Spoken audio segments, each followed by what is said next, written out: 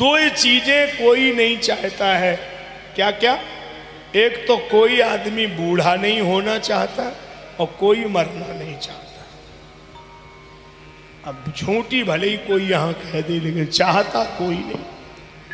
कोई बूढ़ा नहीं होना चाहता, कोई मरना नहीं चाहता। एक आदमी हमसे पूछने आया कि भगवान के पास में ऐसा कोई लैपटॉप नहीं है जो भगवान जी मैसेज कर दिया करे तो आदमी खेत बांट दे, घर बांट दे। भगवान जी कोई मतलब लेटर दे दिया करे तो आदमी तैयार तो हो जाए कि हमें मरना है। ये क्या है कि बिना वजह में भगवान जी उठा लेते हैं। पहले सूचना तो दे दे कि आदमी तैयार हो जाए। तो हमने कहा ऐसा तो नहीं है, सूचना तो आती है, आती है। हाँ, हमने का ध्यान नहीं दिया आदमी ने। 10-5 केस भले ही हो जिसमें सूचना नहीं आती हो, बाकी 90% तो सूचना वहां से आती है। भगवान के पास लैपटॉप है, सूचना भेजते हैं। तो कब उन्होंने पहला लेटर भेजा? हमने कहा पहला वारंट उन्होंने भेजा, बाल काले थे, उन्होंने सफेद कर दिए। तो आदमी को इशारा कर दिया कि होश में हो जाओ, पुरानी बातें छोड़ो, ठिकाने पर रहो, दिमाग खराब मत करो, चलना है। और ये आदमी इतना होशियार है, उसने लेटर लिया और पीछे से दस्तखत कर दिए, काली मेहंदी जिंदाबाद। मैंने फिर काले कर ले। भगवान ने कहा कि अजीब तरीका है। अरे जब काले ही रखने होते तो हमारे यहाँ कोई पेंट कम है क्या? हम सफेद कर रहे, तुम काले क्यों कर रहे? तो भगवान ने दूसरा वारंट भेजा, आंख की रोशनी कम कर दी, उसने तुरंत चश्मा लगवा लिया। फिर तीसरा वारंट भेजा, कान से सुनाई कम कर दिया, उसने तुरंत मशीन लगवा ली। फिर भगवान ने अपने आदमी भेजे कि पकड़ के ले आओ, ये ऐसे नहीं सुधरेगा, पकड़ के ले आओ। हम वारंट भेज रहे, वो तमाशे कर रहा। ऐसे कहीं तमाशे से काम चलेगा?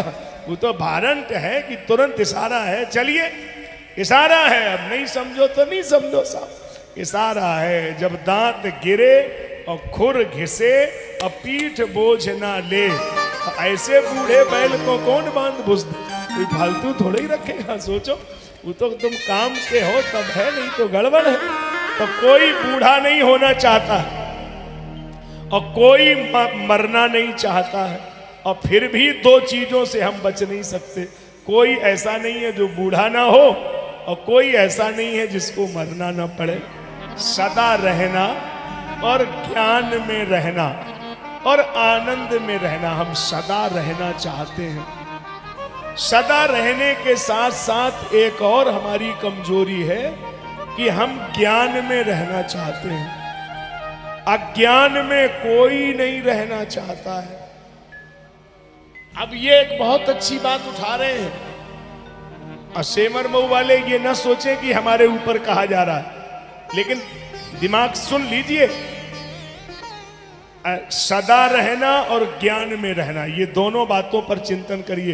कोई व्यक्ति अज्ञान में नहीं रहना चाहता।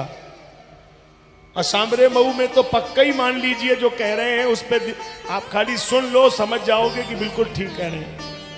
किसी से आप कहिएगा, सांबरे मऊ में ही कहिएगा, किसी से कहना कि तुम पढ़े लिखे नहीं हो, वो तुरंत हाथ जोड़ के कहेगा हम तो गवार हैं। तुम्हारा मकान अच्छा नहीं है, हमारी तो झोपड़ी है। तुम्हारे कपड़े अच्छे नहीं है साहब, हम पे तो है ही नहीं। तुम पे पैसे नहीं है, हम तो गरीब आदमी है। सब जगह वो अपने को ही कमजोर कहेगा।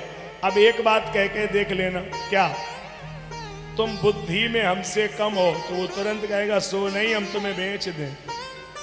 ये मुश्किल है साहब। मानी बुद्धि में कोई अपने को कम नहीं समझ रहा और सब जगह अपने को ही कमजोर समझ रहा। बुद्धि में उसको लगता है कि हमसे बड़ा बुद्धिमान कोई है ही नहीं गाँव, हम ही अकेले साहब। तो सदा रहना और ज्ञान में रहना, भले ही उसको ये पता ना हो कि साहब बाहे में कहाँ डाकघर है, कहाँ तहसील बनी है, लेकिन उससे तुम बात करो तो उसको ये लगता है कि अमेरिका का राष्ट्रपति हमारी सलाह से ही चल रहा, इससे नीचे वो बात ही नहीं कर रहा। और जबकि ये पता नहीं है कि बाहे में डाकघर कहाँ, लेकिन अमेरिका के राष्ट्रपति की खबर है उसके पास। तो ये ज्ञान में अपने को ही सबसे बड़ा आप समझता है। तो सदा रहना, ज्ञान में रहना और आनंद में रहना।